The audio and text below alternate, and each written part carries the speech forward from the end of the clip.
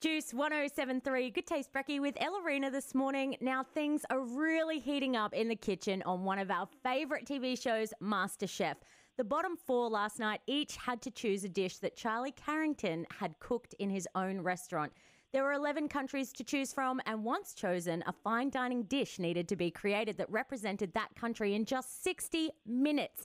In the end, it was a quail breastbone that led to one emotional ending as we all said goodbye to eliminee number 15 and one of our favourite people, Khanh Ong. Khanh, good morning. Good morning. How are you? Oh, I would be better if you were still on the show, but I'm okay. Same. To be honest, oh my God, it sucks leaving, but at the same time, it was a good run. I had a lot of fun, and yeah, so it was all good. Well, obviously, it would have been emotional for you when it actually happened. How was it, though, watching it back last night? So it took me a few days to get over it the first time, and then I thought, yep, it was all sweet now, and then watching it again yesterday, I was like, okay, I'm back in that moment. It's nuts again. I'm not over it at all. Yeah, I'm not over it at all, and everyone's been so supportive and so lovely and so nice. So it's making it even harder because I'm like, okay, I'm just reliving this over and over and over again. Well, do you know what? There were a lot of people extremely sad to see you go because it was all over my Instagram last night. So just to make you feel a bit better, not one of the eliminees so far has been all over my Instagram of people going, no, not Khanh. Look, I would say that that's probably because I live very much so on social media. Twitter is my people. Twitter is, I just love my Twitter. So people have been really supportive there. So, yeah. Oh, that's so good. Well, looking on the high notes of the show, what would have been your highlight? Meeting all the incredible contestants. The four that were competing against each other last night in the second round, Reynolds, Laura, Amelia, and myself, we became really good friends.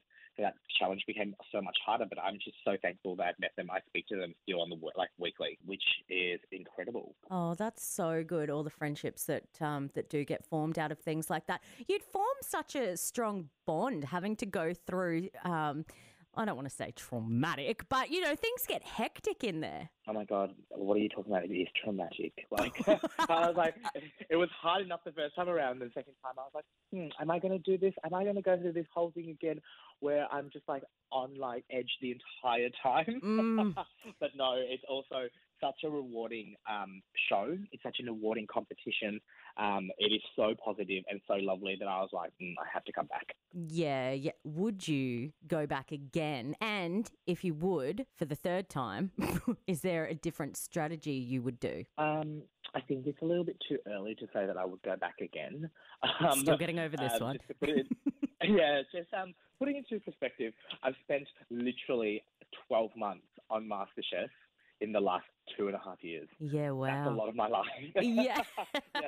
Filming takes a little while, so I'm going to need at least another 1.5 years to even consider it. But if I did do it again, look, there is no strategy. You go in and every single day is different. Every challenge is incredibly difficult. And if you screw up and you go home and there's nothing you can do about it. So if I came back on, it would just be like, let's just have fun again because it's always been so much fun. Yeah. Well, you have actually got a cookbook that you've written, which is due to be released in July. So first of all, congratulations. Secondly, I had a little... Yes. What sort of recipes can we expect in this book of amazingness? Oh, okay. So it's all about real life. I wanted to make a cookbook that you could cook from rather than have on your mantle as a little pretty little thing. Great. For example, I've got a chapter that's all about sustainable dating, so easy to do meals that look really impressive. If you want to impress a date, there's a chapter for a broken heart. So if you're just sad, there's comfort meals in there. And then my favourite chapter is actually being basic because I'm like, we're all basic. Let's not lie about it. We're all very basic. And so those are your go-to recipes where if you're starting out or if you don't know what you're really doing, it's a base for everything, which I love because I think people need that. People get really intimidated by cooking, and if I can take it down to 0.0, then it's great. I'm so happy that you said that because one question that we do ask all the eliminees that we chat to is if you've got a favourite recipe that is quick, simple, healthy, that you can share with our listeners that you can just do on like a normal weekday when it's real busy. Okay. So, hear me out here. Like, people are going to call and just be like, that sounds disgusting. What do you mean? Broccoli. Okay. Oh. Broccoli. Uh-huh.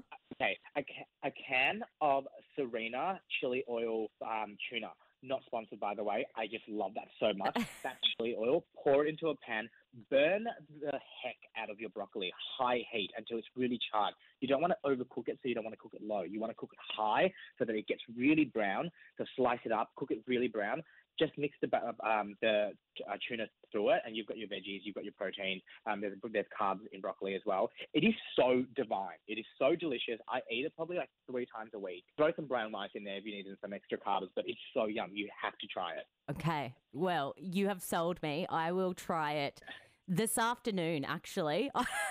When I finished up, that's what I'm going to go do. Get my broccoli and tuna. Send me a pic. Send me a will. pic on Insta, because I'm telling you now, you are going to be obsessed with it. You're going to be like, why is it so simple? Well, when I send you the pic on Insta, you're not allowed to judge it because, just FYI, I'm not a master chef. I'm sorry, but how do you plate broccoli and tuna in a nice way? That's not going to happen anyway. Great. And salt and pepper. Always seasoned. All right, wonderful. I'm trying that this afternoon. Well, Khanh, thank you so much for joining me this morning. It may be the end for your MasterChef journey, but I feel it is just the beginning for you, my friend.